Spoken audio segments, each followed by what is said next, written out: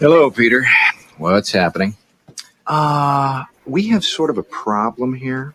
Yeah, you apparently didn't put one of the new cover sheets on your TPS reports. Oh, yeah. I'm sorry about that. I forgot. Yeah. You see, we're putting the cover sheets on all TPS reports now before they go out. Did you see the memo about this? Yeah. I have the memo right here. I just forgot. But it's not shipping out till tomorrow, so there's no problem. Yeah. If you could just go ahead and make sure you do that from now on, that would be great. And I'll go ahead and make sure you get another copy of that memo. Okay? Yeah, no, I have the memo. I've got it. It's right. Hello, Phil.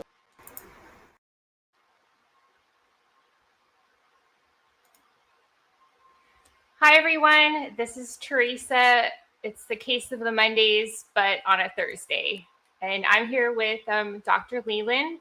We are talking about communication and advocating for yourself as a professional and how important that is.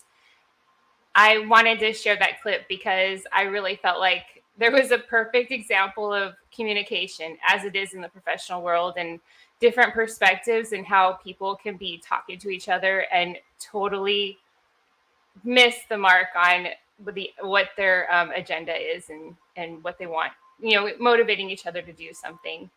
So thank you, Constance, for some time with me today to talk about communication. Constance is a wonderful professional in the education industry. She is a professor. She works with a lot of students and helping them jump from being the educated student to the high level professional. Thank you, Constance. So, um, so something that's always been important to me, I think probably since a very young age, communication was one of the ways that I was able to get things done, to get what I wanted out of life, and get the support from my parents, and that ultimately led to just my path as a young adult, and making the decision to go back to school later. I think I was about I started to try to traditionally do it right after out of high school, and then took a break. I did some more common things, and around 28 I started noticing that I just needed something that was going to make me relevant to get to the places I wanted to be and open the doors that I wanted to open. So just education happened to be the avenue that I went in, and I think that was one of the things that made me really want to invite you, is that you have such a strong presence and focus in education, and we all know that to get through that successfully, you kind of have to have good communication skills. Yes, definitely. So we decided to sport the pink headphones. I just I think it's Yeah. so girly. Yes, yes. So what kinds of things do you deal with every day? As on, I work in sales and business. So on the education side, what are some of the things that you see that uh, that are impacted by communication and different kinds of personalities, and what you see from your students that prompt you to kind of look at different communication advice that you might be giving out? Yeah, so that's wonderful you work in sales. I used to work in sales forever. I was selling insurance for Geico. That was my main gig right after high school. Actually, yeah, right after high school and college, I worked at a bank. I did sales. Actually, before COVID, I did commercial finance. I was a commercial finance analyst and account manager. So I do a lot of account manager. I do sales. I mean, people look at sales as something like, I don't want to do sales. It's so difficult. People will reject you constantly. And I said, do you have a spouse? Do you have kids? Do you have dogs? Do you have friends? They're like, why is it relevant? I said, listen, every day you're trying to convince us people that you're the authority in your own space. Why do you think your spouse married you? Because you're just pretty? No, because you're convinced that you're not only pretty, but you're actually there making a home for them. Your kids, especially mine, I have a 19-year-old soon. I want to make sure that she knows I'm still her mother, but I can also be her friend. You're selling yourself as an authority so that people will do that, right? Yeah. And the way we're taught in sales in terms of communication, especially like I watch people that are, I think the hardest sales is on over the phone because there's no nonverbal, it's just verbal, right? And with physical, it's easy to see visually when a salesperson is uncomfortable. I can see it because they're like approach you, especially in car sales. They approach you and they're like, "Do you need help?" And they're like walking away, and Right. yeah, or they go like, "Yeah," and then they started talking about the car when you didn't ask for it, so you know that they're uncomfortable and they're not in their zone yet. And I'm like, "No, it's okay, thank you." Even at Sephora, when you go to Sephora, they'll ask you, right? Do you need help? Is there anything I can help you with? That sales, and then they kind of hover on you. And I looked at her, I'm like, I'll ask you when I need help. So it's hard to be in sales, right? But communication is not just verbal, it's nonverbal. And actually, we do more nonverbal than verbal, by the way, in real life, right? Yeah. Here's, I'm going to ask you a question. It has to do with communication. So, hostage negotiator, what do you think is the percentage of their success rate from Ugh. 1 to 100? I hope that it's more than 50%, but I bet it's maybe not. I'm not exactly sure. Take a wild guess. I'm gonna say 50%. That's a good guess. It's actually 94% Wow. success rate. Yeah. You know the tools they have? They don't use guns. They don't use anything. They have two tools: knowledge and action. That's it. Knowledge and words. That's all they have. Knowledge and action words. That's it. You know why? When you're talking to those people who are already in stressful situation, right? People always believe that communication is talking. Communication is also listening, right? Yeah. Looking and listening. That is the best tool you have.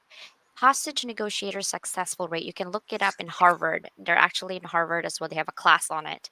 And the best hostage negotiator from the federal government is on there because I study Harvard information and case studies. Here's the thing, they have knowledge and words. That's all they have and tools. Don't we have knowledge? Don't we have words? Right? And here's another thing, 95% of our daily activities is from our subconscious, and only 5% the way we communicate is our conscious. So if we communicate to ourselves every day, you're not good enough, you're missing this, you're this, all this negative stuff, it's like pouring coffee. If you keep keeping it hot, it's going to be very hot. If you keep half hot, half cold, it's going to be lukewarm. Same thing for your brain. If you keep putting negative things in there, the way you exude to people when you communicate, you can't command that room. You're going to be uncomfortable, right? Because you're putting things in your head that's really non-existent, but the way you communicate yourself without words, your subconscious is giving you that nonverbal communication. So make sure when you're in sales, it doesn't matter on industry, you have to have a clear knowledge of what you're selling and the effective messaging, right? Especially if you're on the phone, you got to listen. Ask the right questions. There is such thing as right questions. Ask the right questions depending on, ask yourself, why am I selling this product or service? Is this something that can solve someone's problems? The problem is in our subconscious mind, if we don't believe that the things that we're selling, whether it's technology or donuts or coffee, if we know that that's not something that the people need subconsciously, it's going to come out on your conscious mind and you're going to be very uncomfortable because you don't believe it yourself either. But if you sell something that you truly believe the product or service that you're selling, it's going to come out strong. And your nonverbal communication, your body language, your words, your presence, it's going to come out strong, right? So it's that Yeah. clear and effective messaging. But active listening is really super important. Because most of the time, people, when I'm talking, whoever is watching this is probably already thinking of the answer, but they're not listening to the whole sentence of what I'm saying because they already have that answer from their subconscious mind. Really try to have self control on letting people finish their thoughts, and then take a moment, take a pregnant pause if you have to, before you answer that question. And another thing is adaptability, right? You need to adapt your communications to your audience and situation, but also add culture to that. It complicates life. Okay. Right. We come with different culture. Even in California, we have so many different cultures. We're a melting pot, right? Even I don't know what state or city that you're in. I know Oh, you can tell, I'm right? I'm actually in Houston, like same as Raquel. So Okay. that's kind of how, like, I saw her. I think I saw a post of hers, and we connected because she was talking about, it's sometimes people just aren't in my industry, but they mention a topic that I just happen to resonate with, and then I'll connect with them on that, and then it just kind of goes from there. So that was kind of the connection, and I think what she does is really amazing. So um, anyway, I mean, that's my demographic is here in Texas, and it is very, very different. The culture from place to place, and I've lived in 9 different areas of the United States, and it's different everywhere you go. There's our core similarities, but then you get a bit of that local culture that you either resonated with it or you don't, and you try your best. But you're right, it's very different from Mm-hmm. place to place. I And even moved oh, 12 times, I think now, all over United States, Boston, DC, Virginia, all over nice. Virginia, Northern California, Southern California. It's so different. Even in San Diego, right? That's where I'm at.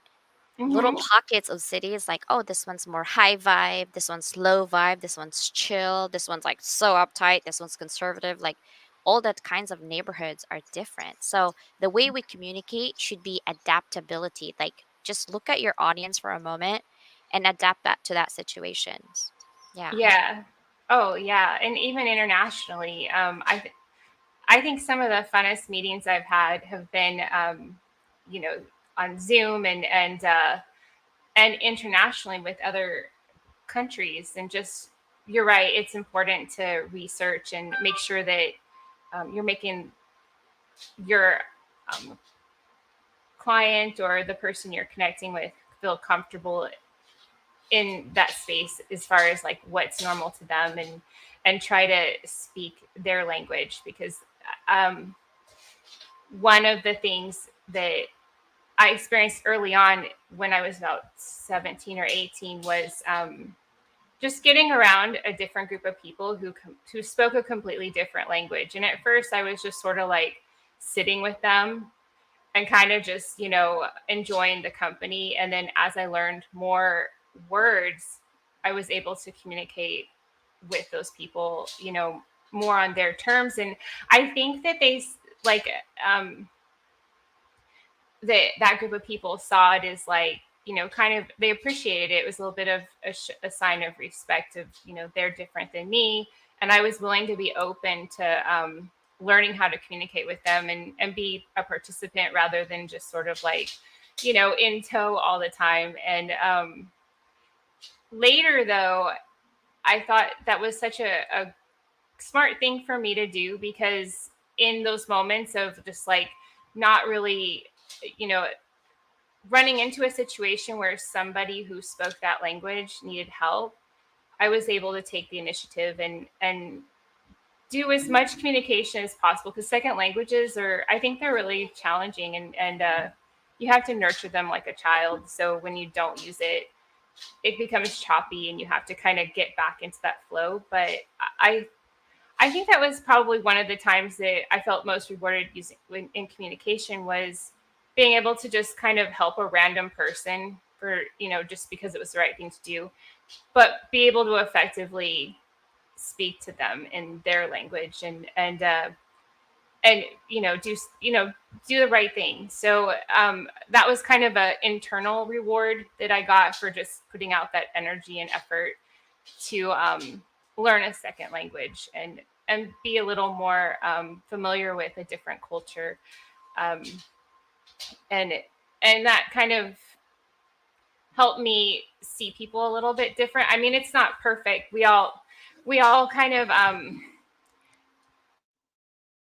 think from culture to culture can be parts that are just really complex, and even if you can speak words, sometimes you can miss the mark on, the, like we were talking about beforehand, the those social cues in the body language Mm-hmm. that goes on. So sometimes, I think it's a good start to be able to speak the words and to help somebody understand and you understand them. And I think for me, sometimes when that comes out with perfect strangers, it's just sort of like a momentary connection that's a feel good. And um, it makes me a little bit proud that I know how to communicate alternately than just English. And um, Yeah. Actually, what you're doing is cultural sensitivity, which is wonderful because we are not okay. There's 8 billion people, and my daughter, okay, my 15-year-old going 16, she says, "Mom, can you explain something to me?" And I said, "Sure." And she's like, "If there's 8 billion people and there's 4.5 billion Asians, why are we considered a minority? Shouldn't we be a majority?" And I right? am like, "Okay, back up." I was like, "Wait, is this a class that you're taking or what's happening?" And she's like, "No, no, I'm just curious because I hear it from my friends because my husband's Caucasian and I'm Asian, obviously, and Filipino and Chinese." And she's like, why are we called a minority? What is that? What does that mean? Like, are we just low or what is happening here?" And I said, "Child, it's just the people that put you on a box. You're a human being. Let it go." And she's like, "Well, no, I'm just asking. Like, I don't understand." I was like, "Yes, I know. Asians, we rule the world. Okay, there's more of us. Got it.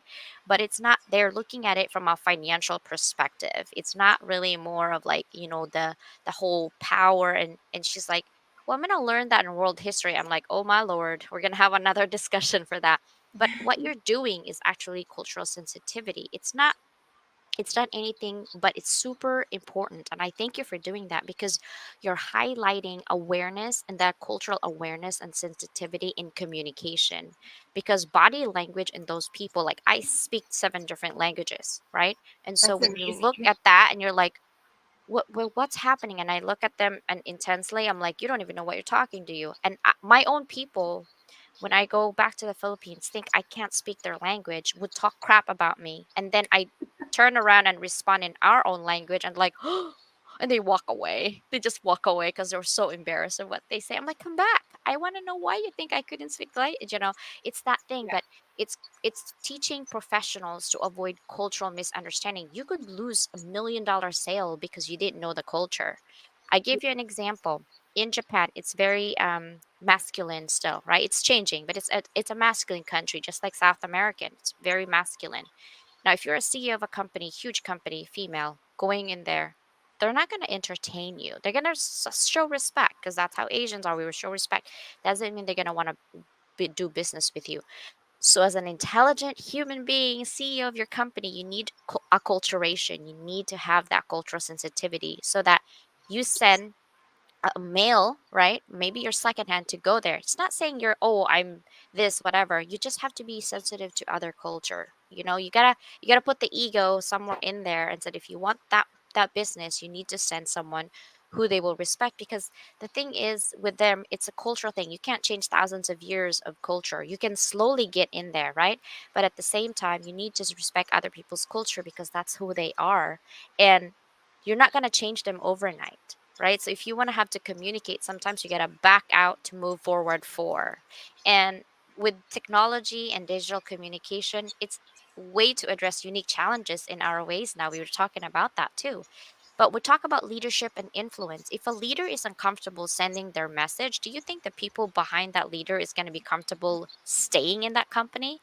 Of course not. Right? Yeah. It's your communication. And if you're a leader, you say one thing and you do another thing, right? You're not aligning. That feedback and improvement and the ethical communication is disconnected. So guess what? They're not going to want to stay in your company either. So communication is super important. There are a lot of tools out there to really have you seen. So if you are like a business person or anything like that, um, you need to constantly improve, to recharge yourself, and then in charge to be in charge in your company. You need all kinds of tools that you need, and you need all kinds of people in your corner because we can never know enough. It's just not possible, right? Yeah. Oh, yeah. I agree with that, and I think that that's so important in the work environment because everybody has their own projects they're working on, even if it's within a bigger project that's a whole. And I think when you know that you're not being heard or you can't get the results that you're looking for, and you know your limits, um, if you're in an environment where communication is not really well done or open, that I think that can quickly burn somebody out, and just their enthusiasm alone can be a huge factor. So I think that I'm I have a lot of focus on a lot of different things in the work environment, just because I've had I've had a few different experiences over the years, and just kind of my own thoughts, to myself about what I think makes a really good work environment, and always just kind of wanting to have that sense of like being heard, whether I was managing people or submitting to a manager.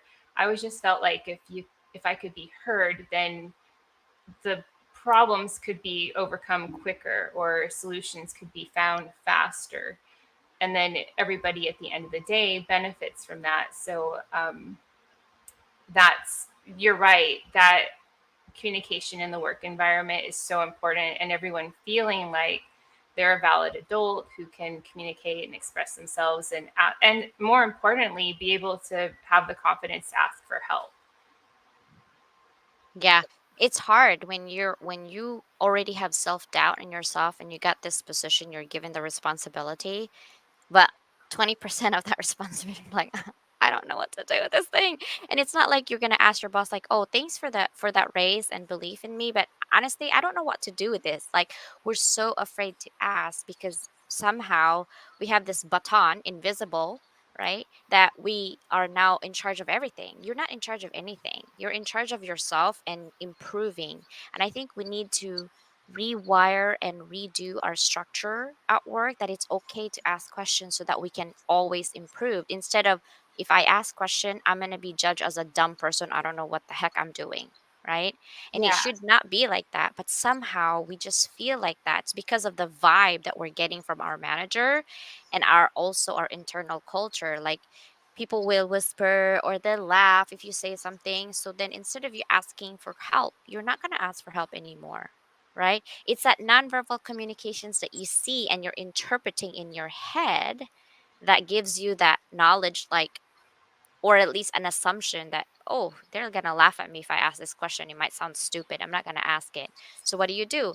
You continue to work in a path that you know it might not be even correct, but you're so afraid to ask because you're in that culture, right? Inside the culture of your unit, you don't feel comfortable of asking questions because non-verbally, they don't have to say it to you words, right? Mhm. Non-verbally, they're like laughing, smiling, smirking, or like the facial expression, like, like they're confused of what you're saying. And I'm like, oh, great. And I always have to ask my daughter, I'm like, I spoke English, right? And she's like, yes, mom, it was in English. I'm like, okay. Because when I get upset, sometimes the words comes out and you're like, my daughter even gets confused. What language was that? I was like, oh, don't worry about it. It was just for me. That's all. I just needed to vent. Um, Right. but it's funny, but at work, it makes a difference. So if you're a business leader, be self aware of what kind of energy, what kind of facial expression that you're giving out to your people, and what kind of culture you're creating within your unit, right? Because you don't have to say the words, people will interpret it in their heads. Yeah, I agree Yeah. with that, and definitely you've had experiences, or I think I've heard a lot of times, and I think this is important right now to a lot of people within businesses that are hiring, and um, they they'll say that something that's important to them is that everyone's who is within the company is able to read the room, and that can be really challenging because of just different personalities. And then we have people running around with triggers and things that can cause them to like have a different perception, and then while they're reading the room, their perception could be wrong, or the person they're following's perception could be wrong. There's all kinds of things that go along with that, but being able to read the room is really important. And I'm not really perfect on that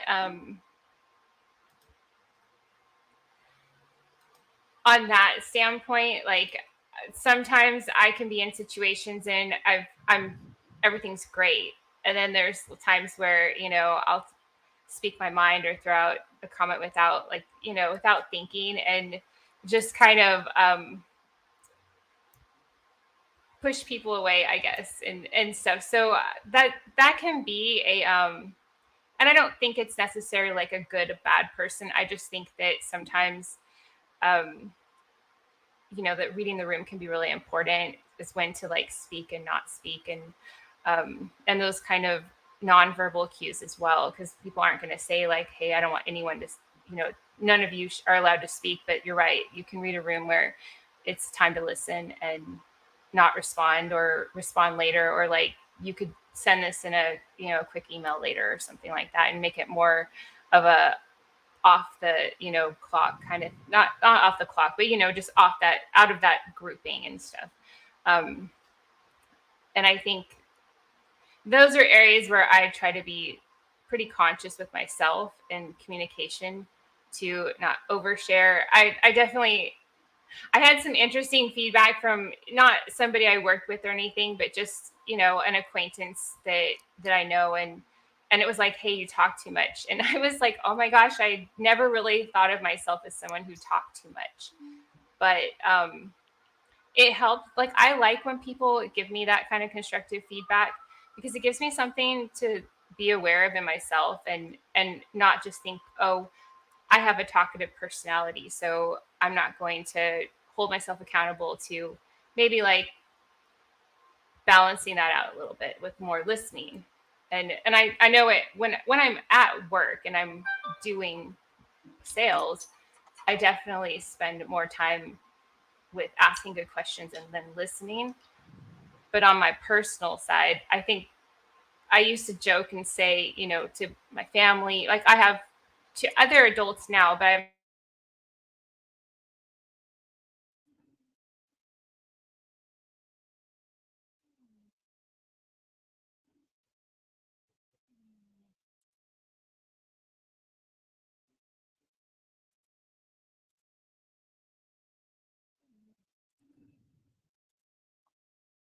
Teresa, are you still there?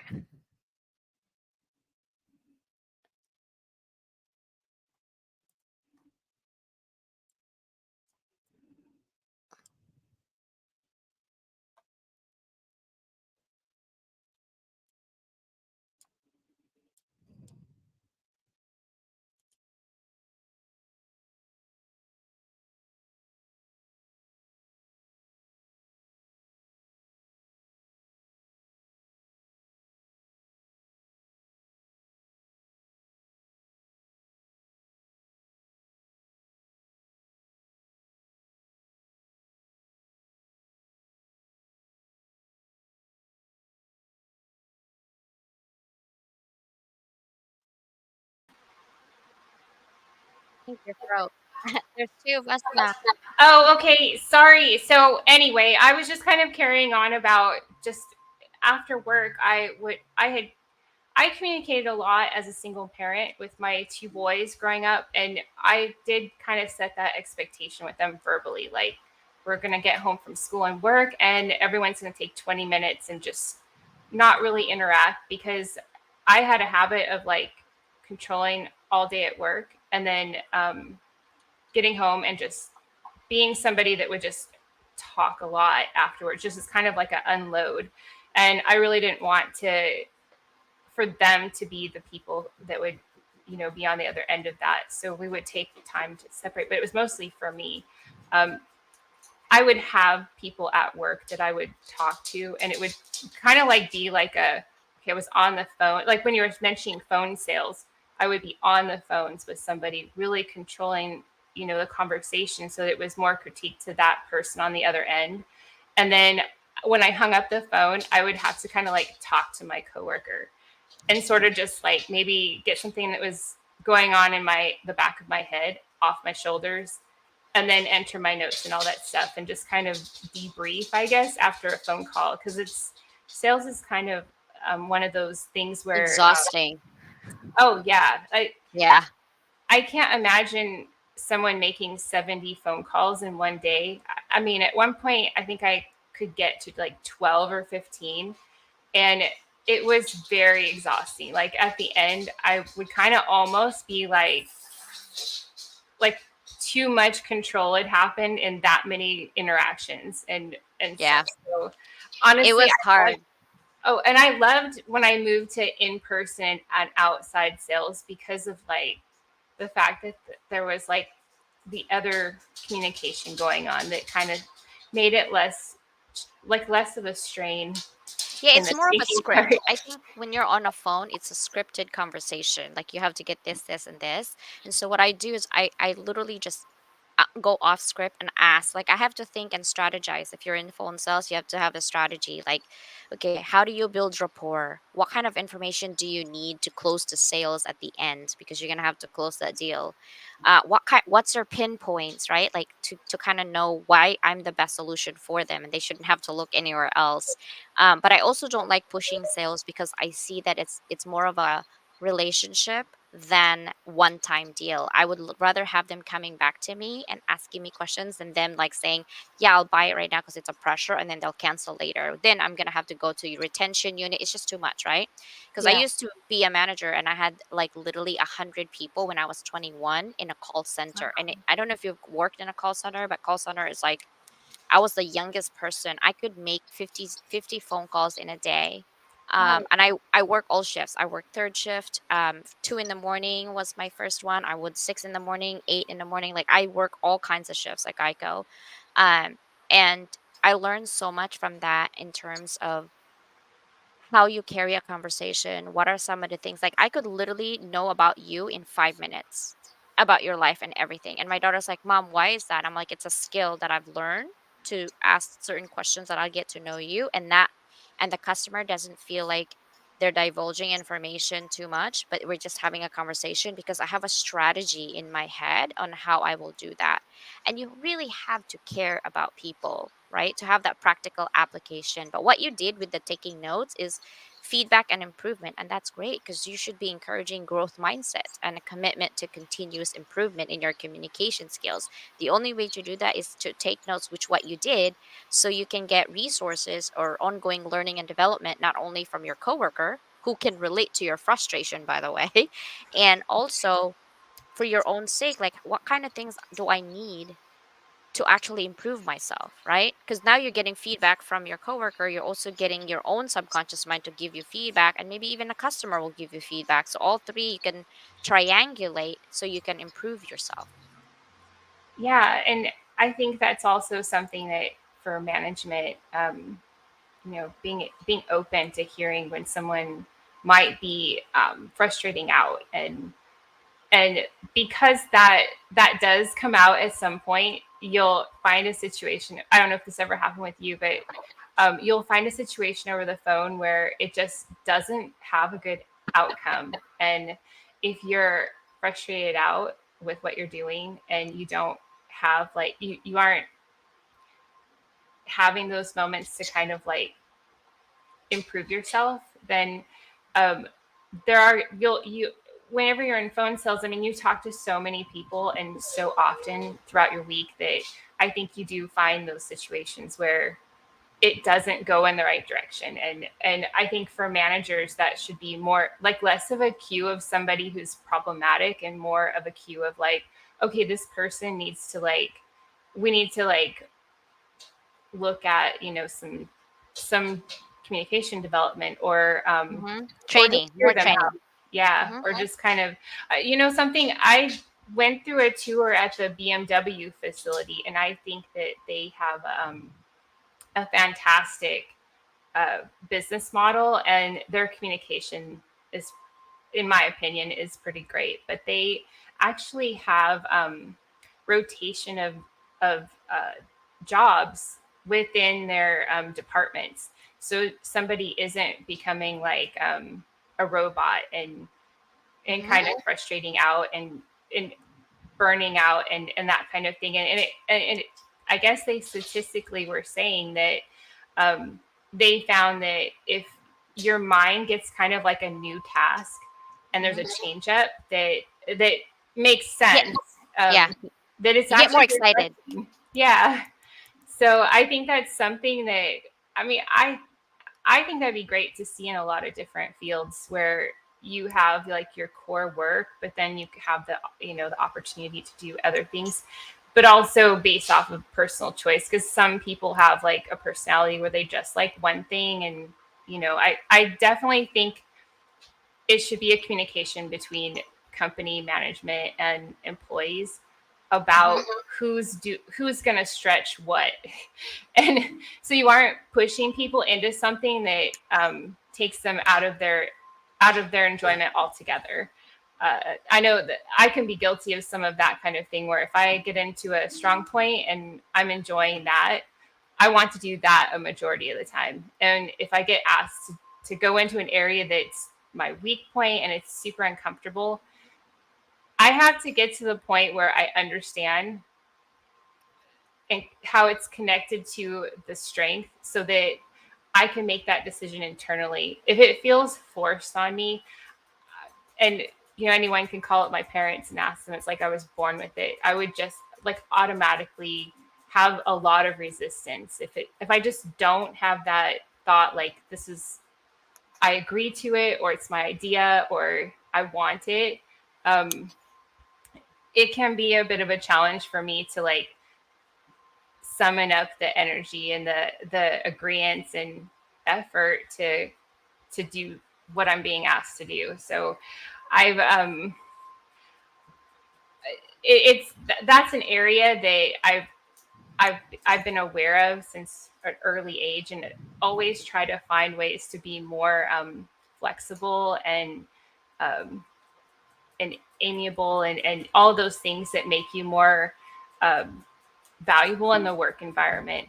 Just because I have that immediate response, if I'm asked to do something that just isn't on my agenda, or I wasn't planning on it, or whatever, sometimes I do have like a bit of resistance. I need like 5 minutes to ask questions and get a little feedback and then understand why I'm doing it. I think though sometimes people have said the whys don't matter, but I think they totally matter, especially. Oh, yeah, it matters. I think you have, honestly, I don't know who your bosses are, but they need to communicate more. You can't force people to do what they don't want to do. They actually will have like a silent shutdown, and they won't tell you. So as a manager, I dealt with 2,000 employees, and I hire PhDs all the time, and I don't do micromanagement. But usually what I'll say is, people go into teaching not because they want to get rich. Okay, they want to make a difference. And any jobs that you have, you're there sometimes for two things: one, because you're passionate about it; or two, because you need a roof over your head and food over your table. Those are the two things. So I always ask you, I know this is temporary for you, but I want to help you level up your game to whatever next thing, the next best thing for you.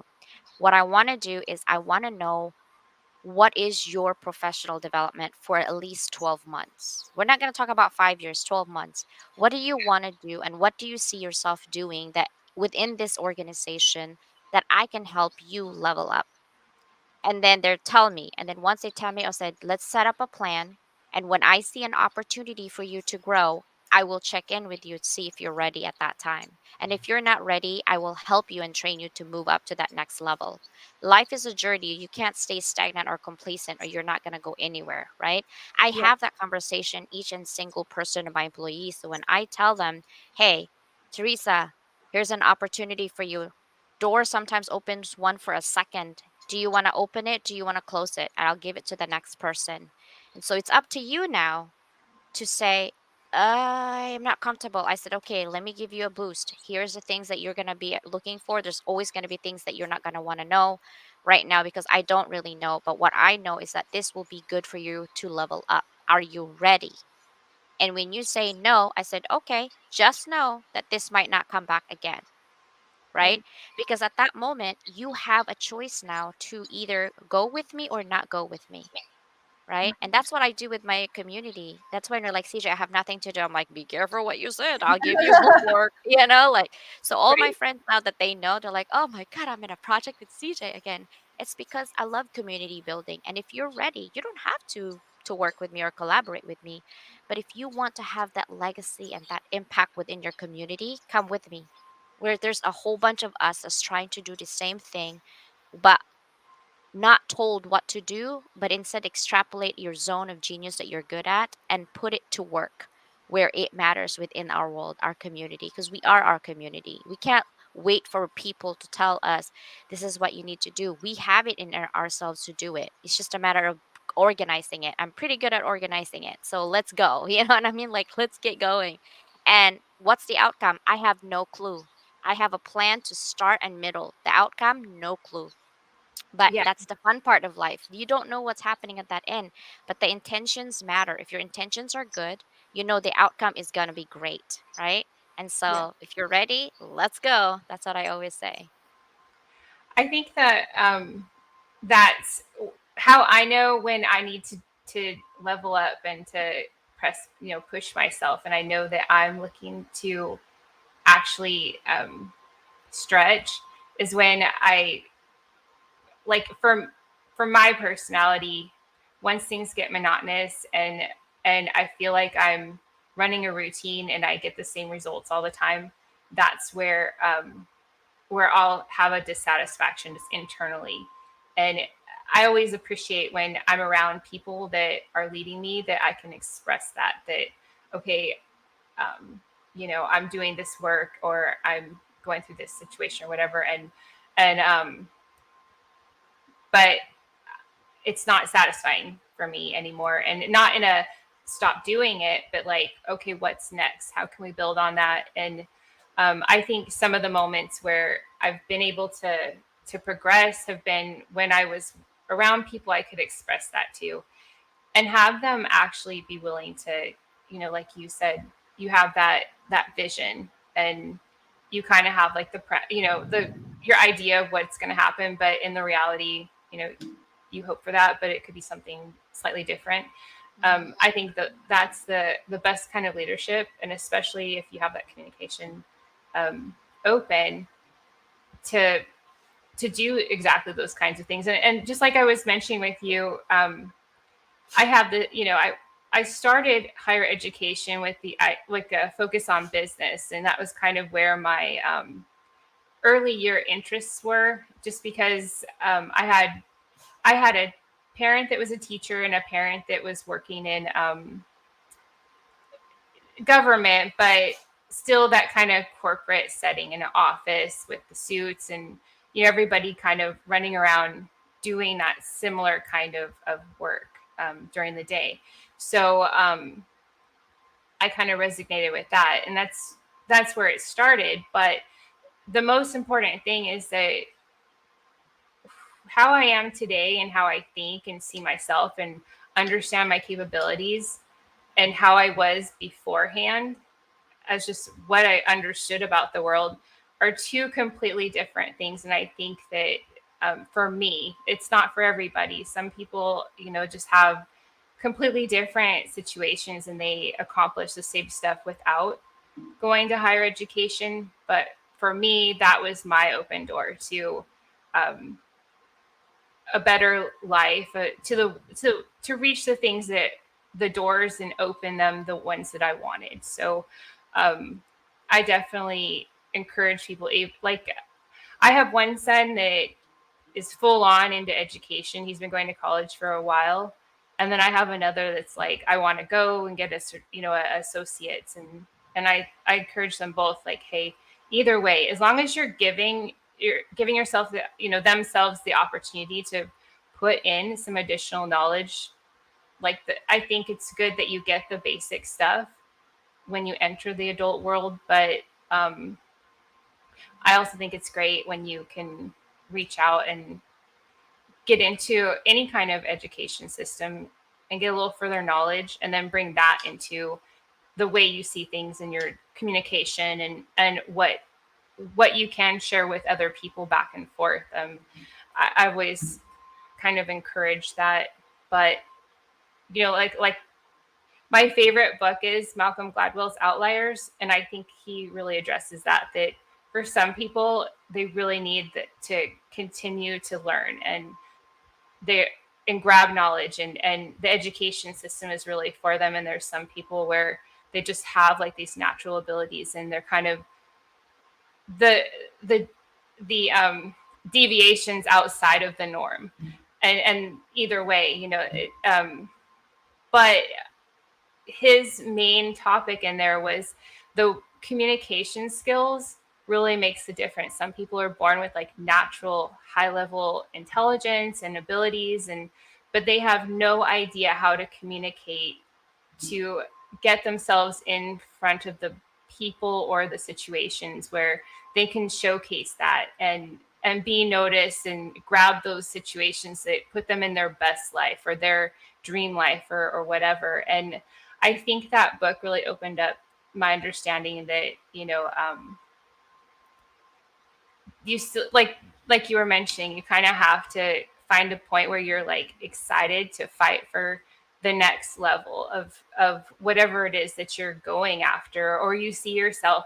I think that I grew up in a household where, if you saw yourself or you had some pretty like creative ideas and dreams, my parents were like, it's math and English, okay? They were literally like, that fun stuff, that's not how you manage or like sustain yourself as an adult. So I think sometimes I would have to like sneak into, certain activities or whatever, because my parents really felt like you need to get the math down, and good comprehension, and then you'll be viable to anything. And I think there's a bit of a mix with it, but his book was really kind of impactful for me when I went into a master's program for education leadership. I really wanted to understand how we think of teachers when we think of education, but there's a whole administrative side that is supporting them, whether it's going well or not. They're there and they're supporting teachers, and they have a whole different mindset and requirement within that whole organization. Let's call it that. But that's where I kind of understood, like, sometimes, because we have like these social conversations about talent and resources and who gets what and that kind of thing. And I thought that his book was really good to understand, like, sometimes, to your point, you have to go to people and ask them and sort of push them a little bit. And then you have people that are like, already, their personality is already set up to be the go-getter, and they're going to tell you, and Yeah, no, see, here's the thing. Even the go-getters needs that. So there's too many things I wanted to address there. The first one is you need a coach. You need a mentor. I never had a coach or a mentor, okay? I yeah. literally just pick up things from people, and I'm a mentor of a lot of things and a lot of people. It's because I want to part that knowledge. But here's the thing: when you are an administrative in education, the best universities out there is having their dean not be out of touch. I think as a dean of a university, you need to teach, because then you need to know. Because if you look at it, your students are your customers. And so you need to be facing with your customers so you know what kind of things that they need. Because when you make decisions at the high level, but you're making the decisions for the people that are on the trenches, you don't know what you're talking about at that point, because you don't even know the pain points of these people. So when I was a dean at three different universities, I usually will teach. I teach class. I'm like, "Hi guys," and sometimes they get nervous. They're like, "Oh my god, what did I do in this class? There's a dean." I'm like, "No, don't even think about me as that. I'm just your teacher. Like, we're just kind of chilling and see what kind of knowledge that we need to discuss." what I think I'm always doing in my classroom is I like transferable skills. Often in universities, we get a lot of theory thrown out. What if this situation happens? And what if this situation happens? But because I teach adult students, my oldest students is 78 years old, and they are veterans. They already have experiences. There's no possible thing you can possibly tell them that they don't already know. But what they don't know is that theory part and putting labels literally on their knowledge and what they are, but also adding to that tools and value that they already have so they too can level up even in their situation. So I always read the room and what they need by asking questions. Well, this is our topic. How many of you guys actually have this experiences? Right? You can't keep going and talking and then not knowing what your audience need, right? It's like feeding a baby. Like when a baby cries, you have to figure out, is it hungry, is it needing changes, is it needing carry, what does it need? But so you try everything until they be quiet and you're like, oh, they were just hungry, right? It's the same Yeah. thing for adults. When you're parting knowledge, you need to ask all these questions and you need to test it out. Once you test it out and you part the knowledge and they're happy and you can see in their face they're happy because it's live and they're like, I got it, this is what we're going to talk about and these are the transferable skills, but I don't know everything. So no, what I do is I do experiential learning. And I said, hey, what about this? What are your experiences? So now one person share, two-person, the whole class is sharing. Now the whole class is learning with me, not just me talking all the time. Because it's important to listen to other people's situation because that's how you learn. Because you're never going to be thrown in that situation. I'm never going to go to Afghanistan. Okay. It's not going to happen in my lifetime. These people are, and they're, when we're talking about business and chain of command and the followers, no other people out there than the military knows what a chain of command is. So when in that conversation I step down, I give you the whole theme of the conversation and I said, brothers and sisters, let's go, bring in your experiences. And I sit down and guess what, the whole class is learning from that conversation, but I give them the platform. I don't take over the conversation because I don't know what I'm talking about when it comes to chain of command in the first place, right? So you Yeah. got to read the room and see who can help you elevate that conversation, not take over. Yeah. That's true. I think early on when I was getting into my professional career, that was that was like a back and forth with me, is making phone calls and sort of taking over the conversation, having it go long or or not, or ending it and not really have gotten all of the things that I needed to actually follow up with like the best options for the customer. And I think that was, I did it for probably a good year before I got totally comfortable. I could go to work and just have some, goals for the day that I wanted to reach out to and explore. And then, like the fear of picking up the phone and just starting a conversation went away. But I think the first year, and it might be faster for some other people, but for me, it was a good year of like picking up the phone and really overthinking everything and having a lot of those hits and misses where, um, probably the worst feeling is when you get on the phone with somebody and they're just like, and What do you want? yeah. I get those. What do you want? I said, oh, I just want you to have a good day today, sir. How are you doing? And they're like, Right. no, seriously, what do you want? I'm like, well, you actually called me, so how can I help you? Like that conversation sometimes can get awkward, but I'm used to awkward. Listen, it's Yes. it's fine.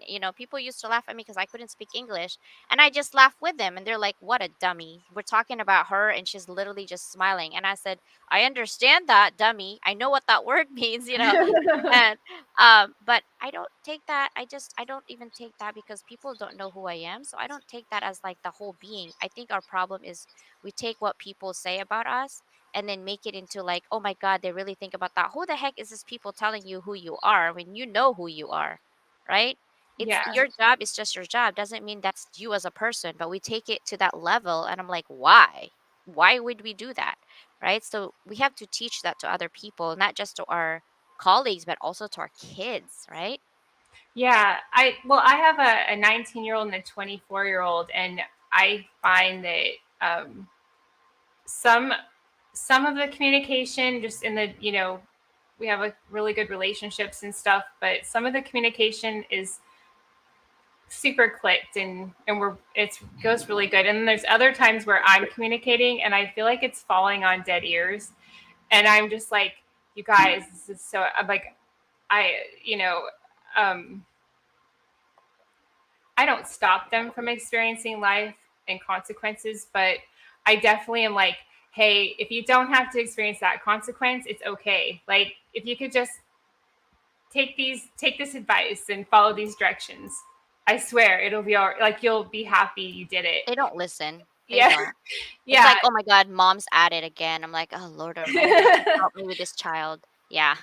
Yeah, and sometimes it's more of like, there's some life experiences that I've had, when I was in their age group, where I was like, hey, if I could go back and talk to younger me, I would have lots of things to say about, being impulsive, or decisions, or just being, just having the outlook that I had. There's a few things that now, like, knowing what I know, I'd go back and definitely tell my younger self, like, hey, know, this or that. And that, I think that kids today are smarter with a lot of information, like way more than I had. I definitely had to uncover things with just, straight up hands-on experience, we had limited access when I was becoming a young adult. So I think it was just before the technology and internet was really available and accessible to everybody. So um,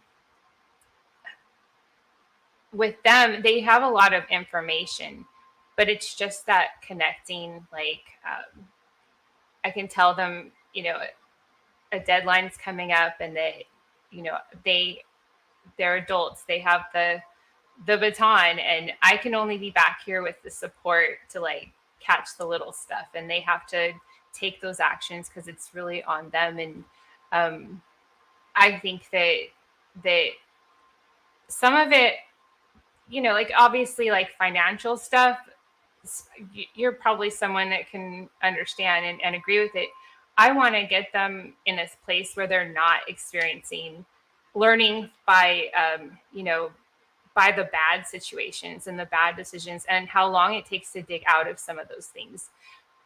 So I try to over communicate with them about those areas in life, because I'm hoping that in deciding to be a parent, that I could raise the floor a little bit. I think every generation, parents kind of have that goal in mind, whether they accomplish it or not, whatever. But I try to over communicate a bit, because I'm always hoping that if I do that, if 40% of the information sinks in, then, maybe I'll raise the floor a little bit, and their lifestyle and their future will be a little bit better than whatever I had. I never go back and I'm like, you guys have to experience it the same way as me, because I wouldn't even go back and want to experience it the same way for me. So I kind of I do, and I think that they see it that way, like it's over communication. But my goal is that with that particular age group is, if 40% of it goes in, then, they might stand a chance of just a better experience. And they could see why. I had parents that would talk to me, and I think they were trying to accomplish the same thing. But I think you're right. Being a consistent person, that speaks volumes when you're trying to, when you see somebody going in a direction, you want to stop them. I think if you have developed a consistent communication, and your relationship is consistent, it's easier to, like, influence that than if you're not consistent, and then you see something and you try to influence it, and the person's like, I don't know, because I'm making decisions, but they're giving me information, I don't know how it connects, and all of that. So I think that's kind of where I try to go with it, and I'm hoping that that's the thing that, passes on with them as they get to the stages where they're becoming parents and having the older, the older thing. But yeah. So anyway, I think, thank you for this conversation. I really appreciate it because I think we definitely need to do more, but I do have to go. So I oh, appreciate this opportunity so much. This is great conversation, effective communication for work and also for our kids and our children. So this has been an amazing conversation. I would love to know more next time on what we can do as parents and how we can communicate, especially with adult kids. It's hard yeah. to be a mom and a parent, but I appreciate you so much. Thanks, Constance. And I will plug a little bit. I'll let you go, and I'll plug a little bit about the global summit that you have going on. I can't wait to Yes. see you there. Perfect. And it is free. Okay. You don't have to get into for $50 because someone asked me, I don't have $50. I'm like, no.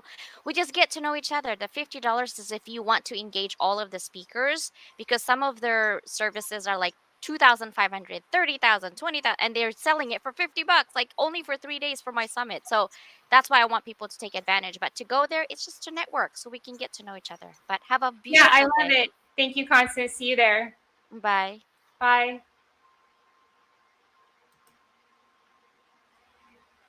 Thank you, everyone. I do have the link to her global summit. I'm planning to go just because I believe in lifelong learning and finding ways to improve myself, and the way to do that is to connect with others and understand yourself through their eyes and conversation and communication. Have a great day, and thank you for attending.